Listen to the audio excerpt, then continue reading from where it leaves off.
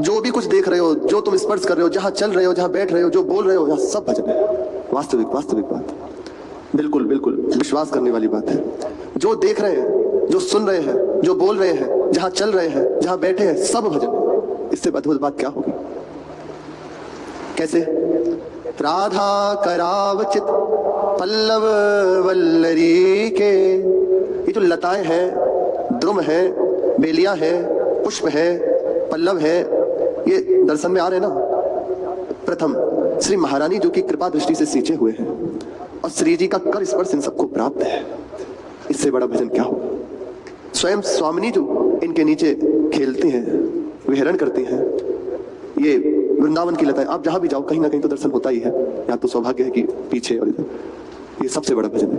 बहुत सही बात कह रहे हैं गुरुजनों ने बताई हुई। कभी आपका हृदय विक्षिप्त होता है, जैसे जैसे आपका भजन बढ़ेगा, मंत्र जप करने लगे, एक अजीब सी उदासीनता, एक खिन्नता, किसी से बात करने का मन नहीं, किसी से बोलने की बात नहीं, एक चिड़चिड़ापन, हृदय में भी कोई अनुभव नहीं हो रहा, कुछ समझ नहीं आ रहा, एक कुछ पल्ले नहीं पड़ रहा।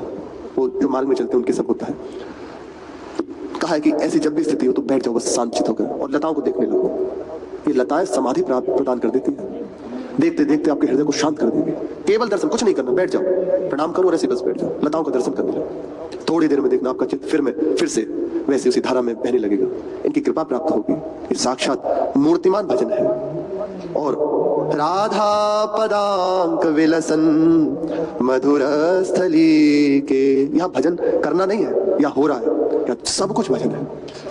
यहाँ जो दर्शन कर रहे हो, लताओं का दर्शन, ये सब भजन स्वरूप है। इनकी कृपा से ही श्यामा श्याम के चरणों में प्रीति होती है। बिहारी देव जी कह रहे हैं, प्रेम पदार्थ अति दूर है, बिन से रज रूख।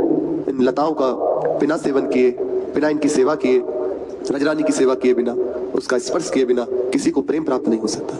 ये है। और यहाँ आपको कुछ नहीं करना है, दर्शन करो, चलते फिरते कहीं ना कहीं स्पर्श हो ही जाता है। कितना भी कोई हो ऐसे प्रणाम कर ले, अरे बहुत महिमा है। श्रीपाद प्रबोधानंद जी कहते हैं कि वृंदावन धाम के यहाँ जो पुष्प है, इनकी गंध जब यहाँ से प्रवाहित होती है अन्य देशों में, वे सब परम पद के अधिकारी हो जाते हैं। विश्वास करने की बात है। यहाँ का एक पुष्प को वृंदावन में एक बार आए, फिर कभी मत आना। ऐसा नहीं कि आना मत, पर महिमा की बात कर। आप आए एक बार, कैसे भी संयोग बना, श्री जी की कृपा से आ गए। यहाँ किसी लता को प्रणाम कर दिया, किसी पुष्प की गंध को सूंघ लिया, यमुना जी का दर्शन कर लिया, किसी भी एक कार्य को कर लिया आपने यहाँ एक, बस निश्चित अब आपकी दुर्गति नहीं होगी। ऐसा वर्णन है कि जहां भी आपका शरीर छूटेगा, कीकट आती देश, जहां निश्चित है दुर्गति, नरक ही जाओगे, वहां रहकर भी जब शरीर छूटेगा तो द्वार पर विमान खड़ा होगा। ये धाम की महिमा है। यहाँ का विहरण, ये तो लता पता है। यहाँ की रजरानी में विहरण, स्वयं श्री स्वामिनी जो यहाँ विहरण करती है, उनके चरण मकरंद से यहाँ की रज पावन है। इसमें प्रेम मिला हुआ है। यहाँ का स्पर्श, रज का स्पर्श करने से ही हृदय में प्रेम जागृत होता है। यहाँ का विहरण करना, मानो आप साक्षात प्रेम रस समुद्र में कलोल कर रहे हैं। अनुभव हो जाएगा, ये कृपा से हो जाएगा।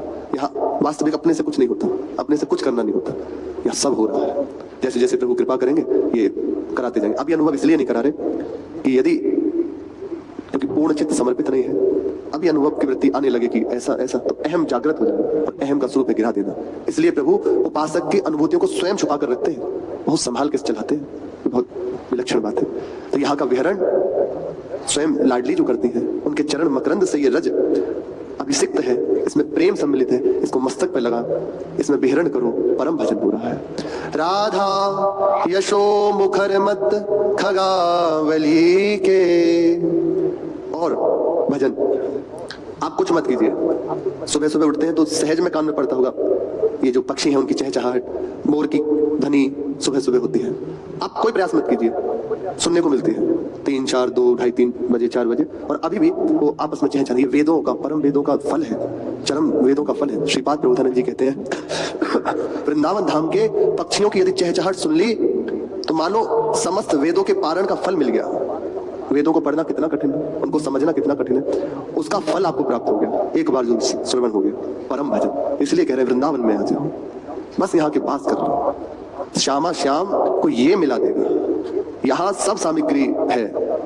अपराध ना हो, अहंकार ना हो, तो बहुत जल्दी हृदय में ये अनुभूतियां होने लगती हैं, हृदय द्रवित होने लगता है। एक वायु जैसे चलती है ना, वैसे हृदय में मंत्र चल रहा है, वायु में सुनाई दे रहा है। ऐसा उपासकों को अनुभव होता है। कई बार श्री महाराज जी बताए हैं कि अब तुम्हें क्या बताएं, देखो अपने जन भी देख रहे थे, कल वे महापुरुष जो पधारे और वही आप देख रहे हैं, लेकिन कह रहे हैं कि रोम रोम से विट्ठल निकल रहा है, क्योंकि वो है अब अपने को तो वैसे ही अनुभव में आ रहा है, तो उनकी कृपा के आश्रित है तो निश्चित हो जाए। श्री 84 के पद 17 नंबर, उसमें कह रहे हैं, आज देखी ब्रज सुंदरी मोहन वनी केली, अंश अंश बाहुदय किशोर जोर रूप रास, मनोतमाल अरुज रही सरस कनक बेली, नव निकुंज भ्रमर गुंज मंजू घोष प्रेम कुंज, गान करत मोर पिकन अपने सुर सुमेली। ये कह रहे राधा यशो मुखर मत खगावली के, यहाँ जो साधारण चहचहाट नहीं है, ये श्री श्यामा श्याम का जस गायन हो रहा है। गान करत मोर पिकन अपने सुर सुमेली, हमारी श्रवणेन्द्री पावन जिस दिन होगी तो सुनाई देगा। प्रातकाल जिस समय सहचरियां निकुंज भवन में प्रवेश करती हैं, सोहनी हाथ में है, तो जो सुख सारिकाएं हैं और भी पक्षियां हैं जो उस लीला को देखे हैं उसका गायन करते हैं, तो सखियां सोहनी सेवा करते उस आंगन में, उस कुंज सदन में उनका गायन सुनते हैं और प्रफुल्लित होती हैं नित्य सहचरियां जो है। तो यहाँ की जो पशु पक्षी हैं, लताएं हैं, सब उन लीलाओं का गायन करते हैं, मानो इनकी चहचहाट सुनाई दे रही है। तो श्यामा श्याम का जस आप सुन रहे हैं, एक ये जस और एक इनकी परस्पर चर्चा, ये तो भजनानंद है ही साक्षात। सुखदेव आदि मुनियों का वर्णन आता है, सुखदेव जी, सनकादिक जी, ये सब यहाँ के पशु पक्षी कपूत आदि हैं, ऐसा श्रीपाद प्रबोधानंद जी कहते हैं। ऐसे राधा विहार बन श्री किशोरी जी के बिहार बन श्री वृंदावन में मेरा मन निरंतर रमा रहे, एक क्षण भी यहाँ से मुझे मेरी दूरी ना हो। इसलिए उपासक से आचार्य चरण करें, तुम निश्चिंत होकर श्री वृंदावन धाम का पास स्वीकार कर लो, श्यामा श्याम खुद आकर तुम्हें गले लगा लेंगे। यहाँ तुम्हें नहीं करना, यहाँ सब हो रहा है। कैसी अद्भुत बात है। राधा कराव चित पल्लव वल्लरी के, आप भजन मत करो, आज से नियम ले लो, भजन नहीं करेंगे, विनोद में नहीं करें, सच्ची करें, नहीं करेंगे, दर्शन तो होगा, निकल कर तो जाओगे तो दर्शन होगा, लता पताओं का हो रहा है भजन, चहचहाट सुनाई देगी ना, हो रहा है भजन। यहाँ विहरण करेंगे। आचार्य चरण कह रहे आशा से दास्यम वृषभानुजाय स्थिरे समध्या सच भानुजाय, कदानु वृंदावन कुंज बीती सोहम नुराधे हृदय तेरे भवे। कब ऐसा होगा कि वृंदावन की इन कुंजों में विहरण करता हुआ मैं भ्रमण करूंगा। क्या मिलता है यहाँ विहरण करने वालों को? कुंज बीतियों में श्री राधा दास, उनके चरणों की आशा, उनकी सेवा विलासा प्राप्त होती है। हमने कई बार देखा श्री बड़े महाराज जी ऐसे अकेले एक लकुट लिए और ऐसे कमंडल लिए, कभी किसी गली में देखा भ्रमण करते अपने आनंद में मस्त अकेले ऐसे जा रहे हैं, कभी कहीं से देखा एकांत, और कई बार देखा कि एकांत जगह है कालीधर से आगे, वहां कुछ तमाल की लताएं हैं, तो वहीं जो काली मंदिर है ना उसके पीछे उस लता के पास ऐसे बैठे हुए शांत होंगे अकेले, थोड़ा थोड़ा अंधेरा है तो अपने भी दूर से प्रणाम के अवस्था है। कई बार देखा जो कालीधर बाहर परिक्रमा मार्ग में इधर कोट में बैठे हुए हैं, कुटिया कितनी दूर है, पास में, अकेले भ्रमण करते हुए देखा। क्या मिलता है? राधा चरणों का दास मिलता है, विहरण करने वाले को। वृंदावन धाम में विहरण करना, लीलाओं का गायन करना, नाम का रटन करना, इससे बड़ी कोई उपलब्धि नहीं।